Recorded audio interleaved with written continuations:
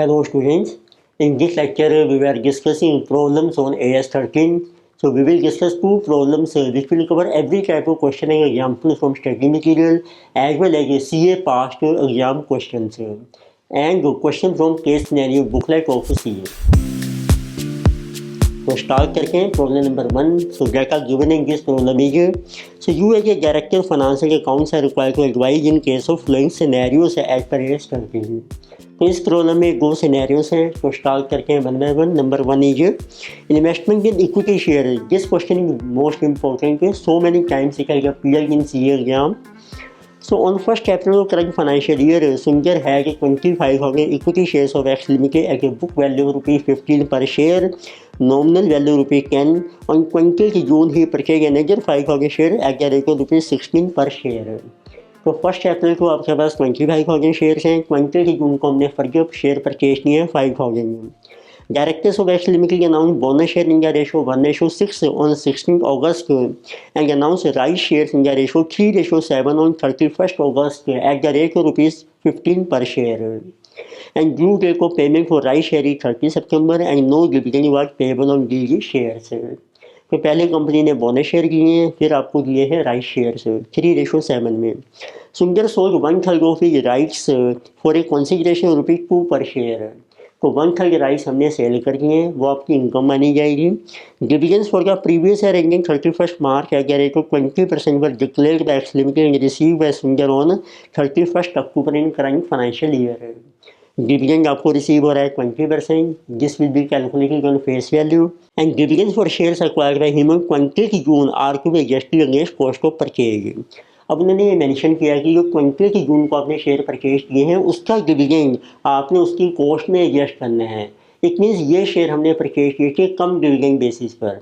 तो directly question में mention नहीं किया है, पर इनडायरेक्टली इस लाइन से क्लियर हो रहा है कि डिविडेंड हमने एडजस्ट करना है कॉस्ट में. It mean they were purchase on come dividend basis.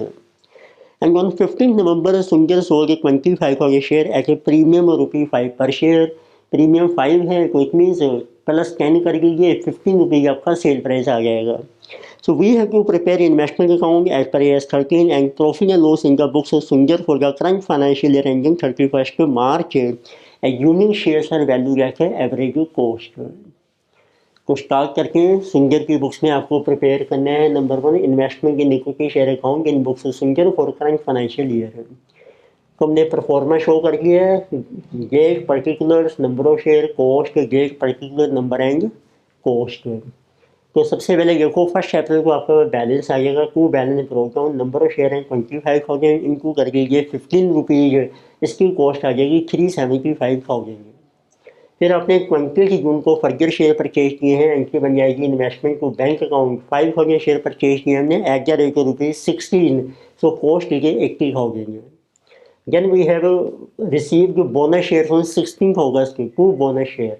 अब आप देखो बोनस से पहले टोटल कितने शेयर हैं 25 + 5 30,000. उसके ऊपर आपको बोनस मिलेगा 1/6 जिससे 5,000 शेयर्स और उसकी कॉस्ट आपकी नील मानी जाएगी. फिर आपको राइट शेयर्स मिल रहे हैं जिसमें से अब आपको राइट शेयर मिलेंगे 25 + 5 + 5 35,000 के ऊपर.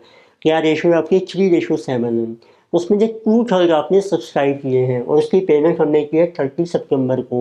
एंट्री बन जाएगी इन्वेस्टमेंट को बैंक अकाउंट. राइट शेयर्स 35,000 के ऊपर आपको मिला राइट 3/7 इनको कर लीजिए 2/3 जो हम सब्सक्राइब कर रहे हैं. तो ये बन गए आपके 10,000 शेयर. टोटल राइट बन रहे हैं आपके 35,000 इनको 3/7 जिसे 15,000. तो 15 में से 10,000 हमने सब्सक्राइब कर लिए हैं eight the rate of ₹15. So this cost is 1,50,000. तो अब ये जो 5,000 जो राइट बचे हैं जिसको हम सेल कर रहे हैं वो आपकी इनकम P&L में क्रेडिट हो जाएगी. अब आपको जो कुछ डिविडेंड रिसीव हो रहा है अक्टूबर में. डिविडेंड आपको जो 5,000 शेयर हैं जो आपने 20 जून को परचेज किए हैं उसका जो डिविडेंड है वो आपने उसकी कॉस्ट में से माइनस करने हैं. तो उसको क्रेडिट कर को 31st अक्टूबर को by bank account. Dividend on shares acquired on 20 June. 20% dividend है ₹10 के ऊपर ₹2 पर शेयर इनको 5,000 शेयर. This is coming 10,000. अब आपने शेयर को सेल कर दिया है 15 नवंबर में 25,000 share at the rate of ₹15. This is amount to 375,000. अब देखते हैं इसकी कितनी कॉस्ट थी तो कितना इसमें प्रॉफिट हो रहा है. उसके लिए हमने कैलकुलेट की है total cost of all shares. 375 हो गई प्लस 80 हो गई प्लस बोनस की कॉस्ट नील है और राइट शेयर की है 1,50,000 हो गई माइनस जो डिविडेंड रिसीव हुआ हमें प्री एक्विजिशन पीरियड का, इसको कहते हैं प्री एक्विजिशन डिविडेंड, वो माइनस हो गया है। टोटल कॉस्ट आ गई 595 हो गई। अब टोटल शेयर कितने हैं आपके पास, 25 हो गए प्लस 5 प्लस 5 प्लस 10 जिसे 45 हो गए। उसमें से 25 हो गई हमने सेल कर दी है। तो अब कैलकुलेट कर रहे हैं बच्चे एवरेज कॉस्ट ऑफ शेयर से सोल्ड। 45,000 शेयर की कॉस्ट है 5,95,000। So what will be cost of 25,000 shares जिसे कमिंग 330,556। तो इसको कंपेयर करते हैं सेल प्राइस से, डिफरेंस आ गया आपका profit.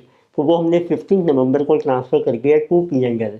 Profit on sale of share जिसे 375,000 बन रहा है, 25,000 इंटू 15 माइनस 330,556 जो उसकी कॉस्ट आ गई जिसे 44,444। फिर आता है साल के एंड में 31 मार्च को देखो कितना बैलेंस रह गया आपके पास। टोटल शेयर के 45,000 उसमें से 25,000 सेल कर दिए, बैलेंस रह गए 20,000 शेयर्स। उसकी रिमेनिंग कॉस्ट कितनी रह गई है, कॉस्ट ऑफ शेयर्स ऑन 31 जिसे मार्च जिसे जो 595,000 की हमारी टोटल, उसमें से माइनस कर गई 330,556 जो सेल हो गई है, बैलेंस रहेगी 264,444। तो ये आपका क्लोजिंग बैलेंस रह जाएगा साल के एंड में जो रिमेनिंग शेयर्स हैं। अब आपने बनाना है प्रॉफिट एंड लॉस अकाउंट। तो उसमें देखो आपको प्रॉफिट मिला ऑन सेल ऑफ शेयर जो हमने किए थे 44,444। फिर आपने राइट सेल कर दिए वो भी आपकी इनकम है 5,000 रुपीज़ टू 10,000। डिविडेंड रिसीव होगा आपको ओरिजिनल शेयर 25,000 के ऊपर eight the rate of rupees 2 10 का 20% 2 rupees. So this is 50,000। So total income is 104,444। So this is your balance in P&L 104,444। तो इट मीन ये P&L का क्रेडिट बैलेंस है जो आपकी इनकम मानी जाएगी। तो नेक्स्ट लिखिए जी second scenario. So this is regarding investment in government bonds. So this is also good question, so many times appeared in CA exams. So data given in is the following information is presented by Mr. Jag, a stockbroker, relating to his holding in a 9% central government bonds for current year ending on 31 December। इसमें आपका year and हो रहा है 31 दिसंबर में, it mean this is calendar year. और opening balance है आपका nominal value of each unit is ₹100, rupees 1,20,000। तो आपके पास 1,20,000 के पहले से ही हैं बॉन्ड्स और इसकी कॉस्ट है 118,000। तो ओपनिंग बैलेंस मीन्स किसी को 1 जनवरी। फिर आपको दिया है 1 मार्च को आपने परचेज किए हैं 200 यूनिट एक्स इंटरेस्ट एट ₹98। 1 जुलाई को सेल किए हैं आपने 500 यूनिट एक्स इंटरेस्ट एट ₹100। 1 अक्टूबर को आपने परचेज किए हैं 150 unit at ₹98 cum interest. And 1 नवंबर को अब आप सेल किए हैं आपने 300 यूनिट एक्स इंटरेस्ट एट ₹99। पर अगर आपको मेंशन किया है interest dates are 30 September and 31 March. तो जो आपको इंटरेस्ट रिसीव होगा या आपने जो पे करना है वो डेट्स हैं 30 सितंबर एंड 31 मार्च half yearly. So we have to show the investment account as it would appear in his books. Mister गैगो फॉलोस फीफो मेथड। तो आपने फीफो के बेस पर अपने सेल परचेज रिकॉर्ड करनी है। तो स्टार्ट करके हैं तो आपको बनाना है इसमें इन्वेस्टमेंट है 9% central government bonds account in books of mister gag for the year ending on 31 December. Calendar year है आपका। तो उसमें भी डेट हैं, पर्टिकुलर्स हैं, नंबर ऑफ बॉन्ड्स हम शो कर रहे हैं और इंटरेस्ट का कॉलम भी शो कीजिए, वो आपकी इनकम है, कॉस्ट आ जाएगी सिमिलरली ऑन राइट साइड। तो सबसे पहले 1 जनवरी को आपके पास ओपनिंग बैलेंस है, आपको दिया है फेस वैल्यू है 1,20,000, उसको 100 से डिवाइड कीजिए, ये आगे नंबर ऑफ बॉन्ड्स 1200 है।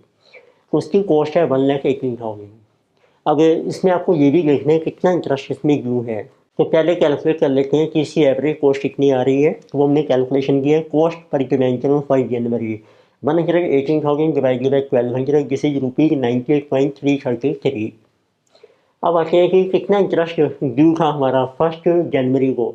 इंटरेस्ट की डेट है 30 सितंबर 31 मार्च, इट मीन जनवरी से पहले 30 सितंबर तक का इंटरेस्ट रिसीव हो चुका है।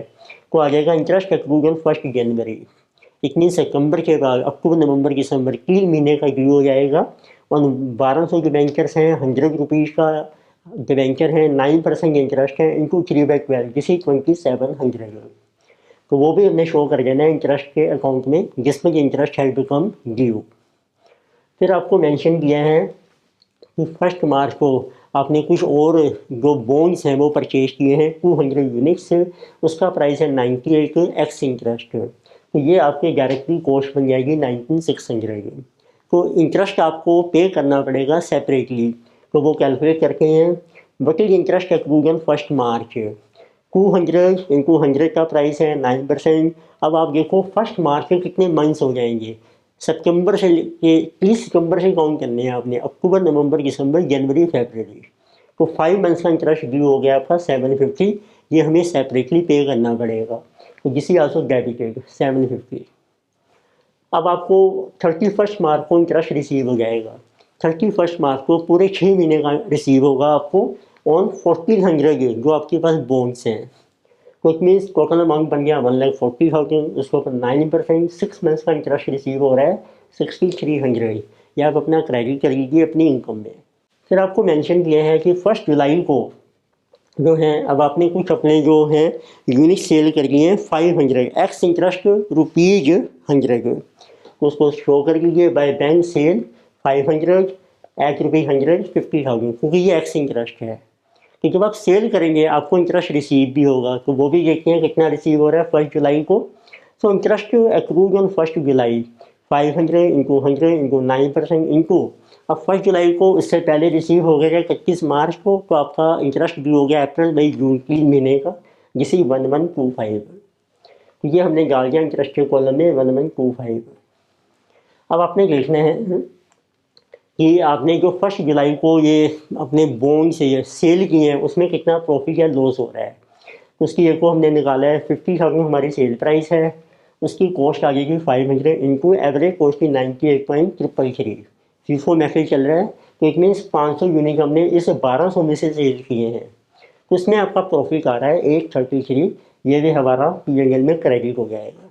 तो नेक्स्ट आपको दिया कि 1 अक्टूबर को अब आपने परचेज किए हैं फर्गर, तो 150 यूनिट्स है एट 98 के कम इंटरेस्ट, बट 1 अक्टूबर से पहले आपको वो भी मिलेगा इंटरेस्ट 30 सितंबर को, तो वो हमने शो कर दिया 30 सितंबर बाय बैंक इंटरेस्ट।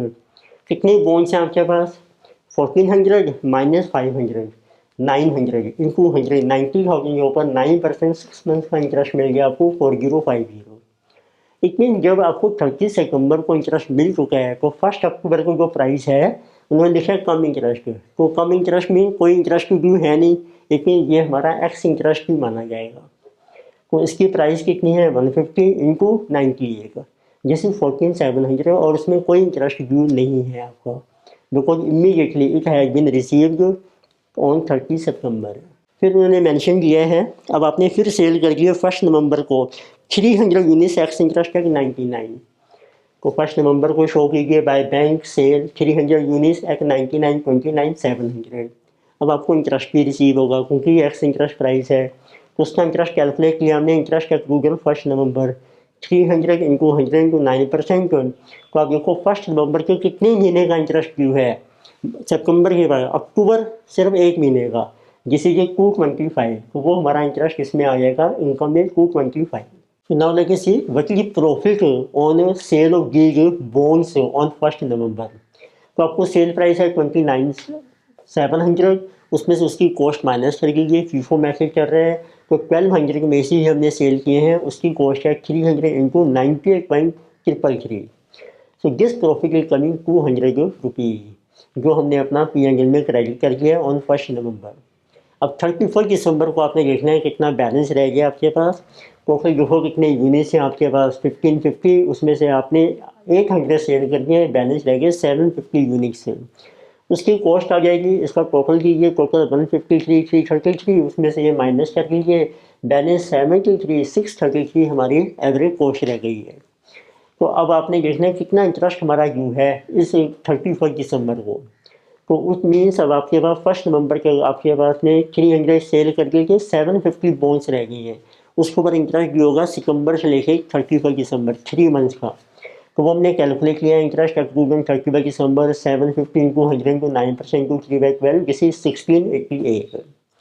तो इंटरेस्ट का जो टोटल कॉलम है वो टोटल कीजिए 13388, ये क्रेडिट है, उसमें से डेबिट माइनस हो जाएगा 2700 एंड 750, बैलेंस जो आपकी रहेगी वो इंटरेस्ट इनकम आ जाएगी इस साल की, जो PNL में क्रेडिट हो जाएगी 9938.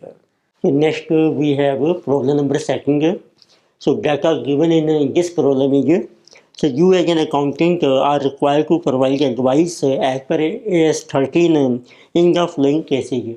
इसमें आपको डिफरेंट केसेस लिए हैं, तो स्टार्ट करते हैं one by one case. Number one case is Mr. X acquires 200 shares of a company on a cum right basis for rupees 70,000, and he subsequently receives an offer of right to acquire fresh shares in the company in the proportion of 1:1 at rupees 107 each. He does not subscribe but sells all the rights for rupees 12,000. तो आपको right shares मिल रहे हैं और आपने original share purchase किए हैं कम right basis पर, और जितने भी राइट्स हैं वो हमने सेल कर दिए हैं for ₹12,000, and market value of ex right shares has fallen to 60,000. तो पहले जो ओरिजिनल शेयर थे उनकी वैल्यू थी 70,000, बट आफ्टर राइट इशू अब उसकी वैल्यू रह गई है 60,000. इट मीन्स 10,000 रुपीज़ हमारी वैल्यू फॉल कर गई है. So what should be the accounting treatment of sale of right share in this case. तो आपने देखना है कि जो राइट्स आपने सेल किए हैं उसका ट्रीटमेंट क्या होना चाहिए. तो उसका बेसिक रूल होता है कि यदि आपके राइट को सेल करने से या after right issue market value fall कर रही है, तो जो सेल प्राइस है राइट का वो हमने अपनी कॉस्ट में से रिड्यूस कर देंगे up to fall in market value. लेकिन इससे ज़्यादा आपको सेल प्राइस मिल रहा है वो आपकी इनकम मानी जाएगी विच क्रेडिट को मिल जाए. तो देखते हैं इस केस में number one case mister x का केस है ये. So as per AS 13, where cum right shares are acquired and the market value of X right shares becomes lower than acquisition cost, then the sale proceeds of rights are used to reduce the cost of investments up to fall in market value, and excess sale price is credited to P&L. तो उस case में जितना भी आपका market value में fall हो रहा है जो ओरिजिनल शेयर थे उतना अमाउंट हम अपनी इन्वेस्टमेंट की कॉस्ट में से माइनस कर देंगे, बैलेंस आपका P&L में क्रेडिट हो जाएगा. तो उस केस में देखिए in this case out of sale proceeds for ₹12,000. तो राइट को सेल करने से आपको मिल रहे हैं 12,000 rupees. So out of this ₹10,000 shall be applied to reduce cost of investment, क्योंकि आपकी इन्वेस्टमेंट की वैल्यू 70,000 से 60,000 हो गई है, तो 10,000 रिड्यूस हो गई है. तो 10,000 को हम अप्लाई कर देंगे to reduce cost of investment to bring it to market value. So क्या कि ये हमारी मार्केट वैल्यू पे वैल्यू हो जाएगी बुक्स में, एंड ऑफ रुपीज़ 60,000 70,000 थी उसमें से 10,000 माइनस किया तो अब आपकी वैल्यू बुक्स में 60,000 रह जाएगी. एंड 2,000 वो है 12,000 माइनस 10,000. तो ये जो आपको एक्सेस सेल प्राइस मिल रहा है राइट्स का it will be credited to P&L. Credit का मतलब है कि ये फिर आपकी इनकम मानी जाएगी. Next we have second case है इसमें डाटा आपको मेंशन किया है X limited on 1 June of current financial year made an investment of ₹600 lakhs in equity shares of Y limited of which 50% is for long term and rest as temporary investment. तो आपने investment की है 600 lakhs की, 50% आपकी long term है, 50% आपकी current मानी जाएगी. The realisable value of all such investments on 31 March ending current financial year became ₹200 lakhs. Market value आपकी फॉल कर गई है 200 lakhs as Y limited lost a case of copyright. उनकी कंपनी का एक केस चल रहा था कॉपीराइट का, वो हमने उसमें हमें लॉस हो गया. And from the given market conditions, it is apparent that reduction in value is not temporary. It means वो market value fall कर रही है वो temporary नहीं है, it means वो permanent आपकी fall हो गई है. So how will you recognize a reduction in financial statement for the year ending 31st March? तो आपने बताना है दोनों इन्वेस्टमेंट्स के लिए लॉन्ग टर्म और शॉर्ट टर्म जो भी हैं उसको आपने किस तरीके से वैल्यू करने हैं. So this question also came in C exam November 2009 and May 2012. तो देखते हैं इसमें देखो आपको डाटा जो मेंशन किया है एक्स लिमिटेड का. The cost of current and long term investment की ₹300 lakhs ईच. टोटल इन्वेस्टमेंट है आपकी 600 है, 50% जिसमें लॉन्ग टर्म है 50% शॉर्ट टर्म. तो हर एक दोनों इन्वेस्टमेंट की कॉस्ट आ जाएगी 300 lakhs से ईच है. अब आप कैलकुलेट कीजिए उनकी fair value. The realisable fair value current and long term investment की ₹100 lakhs से ईच है. तो ये भी आपकी 50% हो जाएगी, 50% को ₹200 lakhs. अब ये जो फॉल हो रहा है मार्केट वैल्यू में ये परमानेंट फॉल है. तो पहले देखते हैं अब जैसे करंट इन्वेस्टमेंट को कैसे वैल्यू करेंगे हम।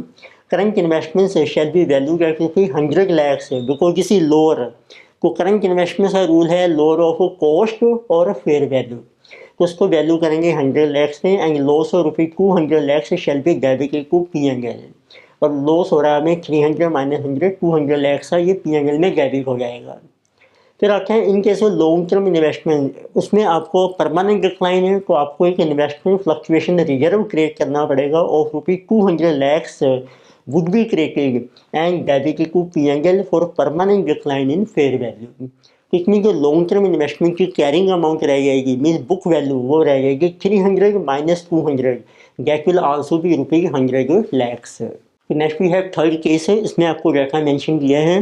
सो AB limited had made investments of rupees 50 crore in equity shares of PQ limited as per joint venture agreement 3 years एगो। तो 3 साल पहले आपने एक इन्वेस्टमेंट की थी इक्विटी में। Investments has been made at par and PQ limited has been in continuous losses for the past 2 years। पर अब जो आपकी जिस कंपनी में आपने इन्वेस्टमेंट की है पीक्यू में, इन्वेस्टी जिसे कहती हैं, तो वो कंपनी लॉस सफ़र कर रही है पिछले 2 सालों से। So AB limited is willing to reassess the carrying amount of its investments in PQ limited and wish to provide for diminution in value of investment for the current year ending 31 March. अब जो investor company है AB वो अपनी investment को revalue करना चाहती है क्योंकि अब आपकी वैल्यू जो है हमारी फॉल हो गई है, तो लॉस हो रहा है इन्वेस्टी कंपनी को। But it is also given that PQ Limited has a futuristic and profitable business plans and projection for the coming year। पर जो इन्वेस्टी कंपनी है उसके फ्यूचर के प्लान्स बेटर हैं, फ्यूचर में प्रॉफिट भी आपको होगा। डिस्कस बेटर का contention of AB limited to bring down the carrying amount of investment in PQ limited is in accordance with AS 30। तो आपने बताना है कि ये जो इन्वेस्टर कंपनी है वो अपनी इन्वेस्टमेंट को रिड्यूस करना चाहती है या उसके लिए रिजर्व बनाना चाहती है फॉर डिमिनिशन के लिए, तो वैगर की करेक्ट और नोट। तो इसमें अब देखो जो इन्वेस्टी कंपनी है उसका प्लान है फ्यूचर में कि हमें प्रॉफिट होगा, तो इट मीन्स हम कह सकते हैं कि जो पुराने लॉसेज हो रहे थे वो सेटअप हो जाएंगे, तो जो हमारा फॉल हो रहा है मार्केट वैल्यू में तो वो फ्यूचर में नहीं होगा।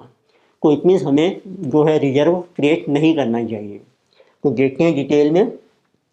तो ये एबी लिमिटेड का केस है। So in the given case, the investment was made 3 years ago. It is a long-term investment. PQ Limited investee is in continuous losses for the past 2 years. Yet it has a futuristic and profitable business plans and projections for the coming years, which may not lead to decline in value share in future। तो future plan के कारण इसका मतलब है कि future में अब आपका फॉल नहीं होगा शेयर की वैल्यू में। So hence the investment in equity share should be carried at cost only. तो फिर आपको प्रोविजन फॉर डिमिनिशन बनाने की जरूरत नहीं है, इन्वेस्टमेंट को हम कैरी करेंगे कॉस्ट के ऊपर। The contention of AB limited to reduce carrying amount investment in PQ limited is not in line with provisions of AS 30। तो हम कह सकते हैं कि जो एबी की जो कंटेंशन है उसका मतलब है this is not to correct as per AS 30। तो next we have a fourth case है, इसमें जो को क्या मेंशन किया है आपको A limited investing in the shares of P limited on 1 December of current financial year at a cost of ₹50,000। Out of these share 25,000 share were purchase with an intention to hold for 6 months। This means 25,000 हमारे short term हैं and 25,000 shares were purchase with an intention to hold a long term investment. इसमें 50% हमारी जो है वो long term है। So A also earlier purchased gold of ₹1 lakh and silver of ₹3 lakhs on 1 April। और जो A company है उसने गोल्ड और सिल्वर में भी इन्वेस्टमेंट की थी 1 अप्रैल को। अब आपको दी है market value as on 31 March at year end of the above investments is as follows. अब इन सभी इन्वेस्टमेंट की मार्केट वैल्यू है 31 मार्च को जब ईयर एंड हो रहा है आपका। शेयर की वैल्यू है ₹47,500, डिक्लाइन वैल्यू शेयर की टेम्परेरी। गोल्ड की वैल्यू है 1,80,000, सिल्वर की वैल्यू है 3,15,000। So how above investment will be shown in the books of accounts of A Limited for the year ended 31 March as per AS 30। तो आपने किस basis पर investment को अपने शो करना है या वैल्यू करना है एज पर AS 30 में। तो इसमें 3 इन्वेस्टमेंट्स हैं, शेयर्स में 2 कैटेगरीज हैं, करंट और लॉन्ग टर्म, फिर आपके गोल्ड और सिल्वर हैं। तो लेट अस सी। So as per AS 13 basic rule है investment will be shown in books of accounts of a limited as on 31st March as given below. तो हमने different investments को classify किया है। सबसे पहले आते हैं शेयर्स। तो ये टाइप ऑफ इन्वेस्टमेंट आपकी करंट इन्वेस्टमेंट है। तो जो 25 होंगे शेयर हैं जो हम होल्ड करेंगे फॉर 6 मंथ, वो आपकी करंट इन्वेस्टमेंट मानी जाएगी। It is purchase with intention to hold for short term period. तो उसका क्या रूल होगा? Valuation rule as per AS 13। अब ये करंट इन्वेस्टमेंट है, it will be valued at lower of cost और फेयर वैल्यू। तो कॉस्ट हमने कैलकुलेट की, टोटल 50,000 है, उसका हाफ करके 25,000 की हमारी करंट है। तो इसका मतलब है उसकी फेयर वैल्यू भी आएगी 47,500 टोटल फेयर वैल्यू है, उसका भी कर दीजिए हाफ, जिसे 23,750। तो दोनों से जो लोअर होगा वो आपकी वैल्यू आ जाएगी एज ऑन 31 मार्च 23,750। फिर आते हैं आपके बैलेंस जो शेयर्स हैं किसी लॉन्ग टर्म इन्वेस्टमेंट जिसको हम होल्ड करेंगे for more than 1 year. So it is required with an intention to hold for long term period. तो इसको हम वैल्यू कैसे करेंगे? डिक्लाइन इन मार्केट वैल्यू एक टेम्परेरी है, जो आपको मेंशन किए हैं कि जो डिक्लाइन हो रहा है वैल्यू में वो टेम्परेरी है, not permanent. So therefore this will be value at to cost. Cost है आपकी 50,000 का हाफ 25,000, फेयर वैल्यू है आपकी 23,750 जैसे करंट में थी। तो पर अपने इसको वैल्यू करना है कॉस्ट के ऊपर। सो दिस वैल्यू ये 25,000 है। फिर आपको दी है गोल्ड एंड सिल्वर, मैंने कंबाइन कर लिया है। ये आपकी लॉन्ग टर्म इन्वेस्टमेंट मानी जाएगी क्योंकि क्वेश्चन साइलेंट है।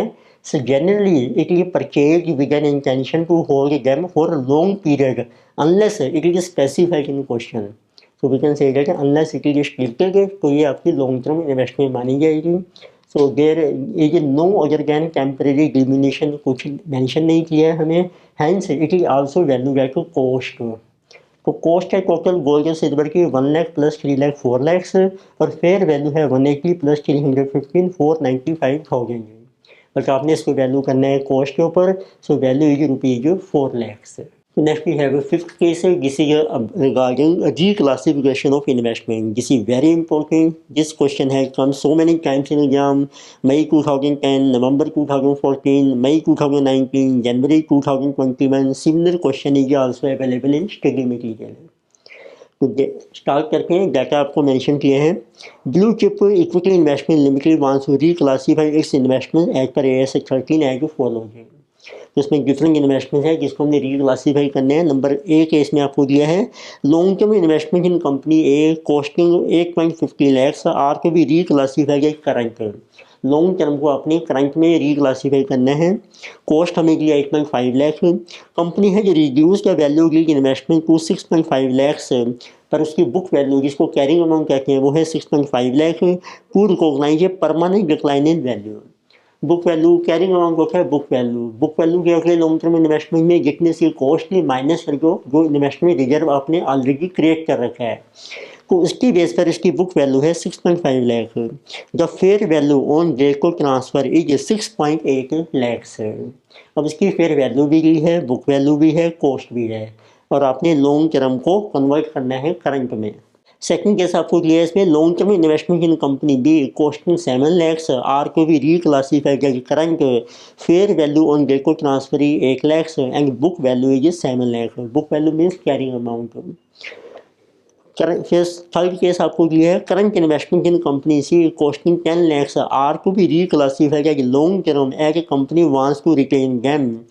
तो ये हमने करंट को लॉन्ग टर्म में कन्वर्ट करना है। उसकी कॉस्ट है 10 and market value on date को ट्रांसफर 12 लाख। फिर नंबर डी है आपका करंट इन्वेस्टमेंट कंपनी की कॉस्टिंग 15 लाख आर को भी रीक्लासीफाई करेगी लॉन्ग टर्म। ये भी करंट को हमने लॉन्ग टर्म में करना है। कॉस्ट है 15 lakh, market value on date को ट्रांसफर 14 लाख। अब देखते हैं वैल्यूएशन कैसे करेंगे और हमारा क्या क्या रूल्स हैं इसमें। तो सबसे पहले है हमारा नंबर ए कैसे रीक्लासिफिकेशन करनी आती है फ्रॉम लॉन्ग टर्म को करंट इन्वेस्टमेंट। इसमें रूल होता है हमारा as per AS 13 transfers are made at lower of cost और carrying amount. Carrying amount mean book value on date of transfer. तो आप देखो इसमें कॉस्ट है आपकी 8.5 लाख और आपने इसमें फेयर वैल्यू कंसीडर नहीं करनी है जब आपने लॉन्ग टर्म को करंट में कन्वर्ट करना है। हमने सिर्फ उसकी बुक वैल्यू देखनी है एंड कैरिंग अमाउंट की है 6.5 लाख। तो दोनों में से जो भी लोअर है तो this is 6.5 lakh. So investment की वैल्यू रहती है 6.5 लाख है। अब ये करंट इन्वेस्टमेंट की जो है वैल्यू मानी जाएगी बुक्स में।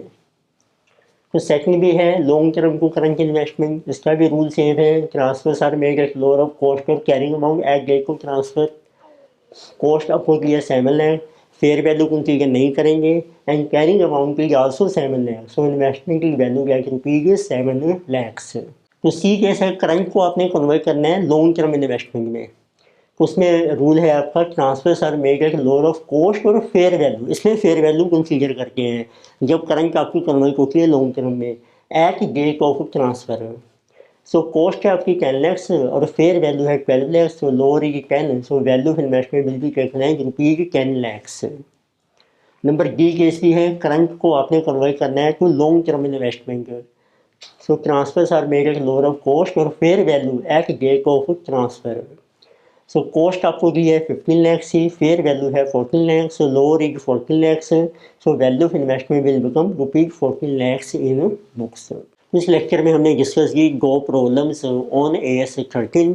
तो आपने देखा होगा इन प्रॉब्लम्स में मैंने सभी तरह के क्वेश्चन कवर कर दिए हैं, स्टडी मटीरियल के question as well as examples, और CA की जो पास्ट एग्जामिनेशन में जितने भी तरह के क्वेश्चन आए हैं वो भी मैंने इन सभी गो प्रॉब्लम में कवर कर दिए हैं। तो आप इसको अच्छी तरह से कर लीजिए, तो उससे आपका AS13 का फुल कॉन्सेप्ट आपका कवर हो जाएगा। तो वीडियो आपको अच्छी लगी है तो सब्सक्राइब कीजिए, कमेंट कीजिए, शेयर कीजिए। Thank you.